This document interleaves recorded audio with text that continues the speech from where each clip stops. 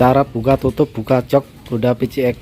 Oke, yang pertama kita arahkan tombol ke ini ya, ke bagian titik ini, kemudian tekan shift, buka. Nah, ini tutup kembali, cara menutup kembali. Udah.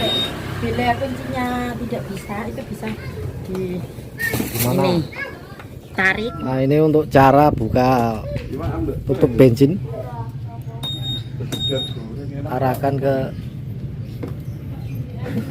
tombol ini ya, kemudian tekan full.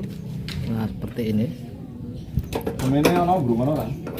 Pas habis ini Seperti ini cara menutup kembali. tinggal pencet deh. Nah, ini untuk modelnya. Terima kasih, Mbak.